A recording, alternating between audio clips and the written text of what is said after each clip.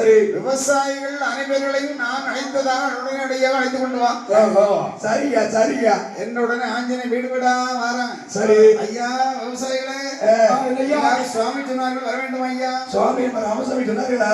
சுவாமி சொன்னார்கள் நீங்க எல்லாரும் உடனே வரணும். ராமசாமி சொன்னவர்கள் வராம இருப்போமா ஐயா? அதானே இதை உடனே கிளம்பி வர்றோம். நீ சொன்ன உடனே விவசாயம் எல்லாம் பார்த்தானே சாமி நம்மளை வர சொல்லிருக்காம என்ன காரணம்? என்ன இருக்கும்? இதை நம்மள பாக்குறதுக்கா இருக்கும். நம்மளை பார்க்கணும்னு ஆசைப்பட்டிருப்பாரு. அதானே பார்க்கணும் என்று ஆசைப்பட்டு கூட்டாரு. நீ சொன்னா போகும்போது கொஞ்சம் கெத்த போகணுமா? அதான் நம்ம பவரப்பட்டு உடைக்காண்டா. அதான் 10 ரூபாய் கொடுக்கணும். ஆமா, நம்ம யாருக்கிட்டே சுவாமி ஏமாத்து இவ்வளவு பொன்பொருள் சேர்த்து வச்சிருக்கோம். நம்மளுக்கு மேனி ஏற்கனவே பொன்பொருளை எடுத்து மேனியில் அழிந்து கொண்டு செயின்னு கை செயின்னு கழுத்து செயின்னு மோதிரம் நம்ம இப்படிப்பட்ட பொருள்லாம் போட்டு சுவாமி போகும்போது நம்ம எப்படி இருந்தோம், போயிட்டு வந்தவர்கள் எப்படி இருக்கிறோம் அப்படிங்கிறது கொண்டு அவர்கிட்ட காட்டணும்.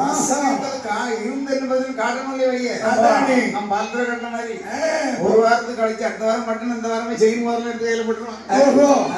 கையில போட்டுட்டு ஊரை சுத்தி சுத்தி வருவான். என்ன உரம் அலங்காரமா இருக்குன்னு பாட்டு இருக்கோ பாட்டு அப்படின்னு சொல்லிட்டாலே அந்த மாதிரி இருக்கிற பொருள் இருக்கிறத பற்றி பிரச்சனை இல்ல, அதை நம்ம வெளிப்படுத்தணுமேங்கிறதுக்காக வேண்டி சரி அவரவர்கள் ஆவரணம் எல்லாம் எடுத்து மேனியில் அணிவித்து சரி இவர்கள் அனைவியர் எங்கே வருகின்றார் என்றால் எங்கே என் பெருமாளிடம்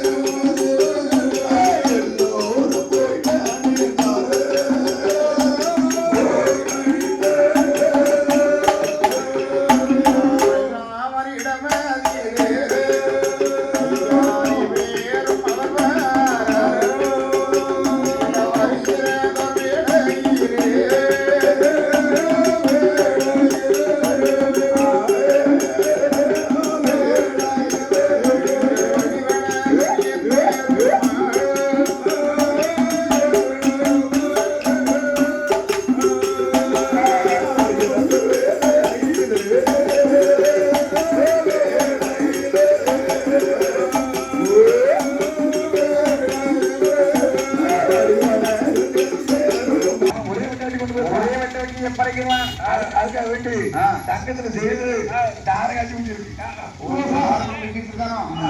சரி பரவாயில்ல. நல்லா இருக்கியா? பரவாயில்லையா? நல்லா இருக்குவாங்க. என் தம்பி நல்லா உங்களுக்கு உபகாரம் எல்லாம் பண்ணானா? ஐயோ அவங்களை பத்தி இது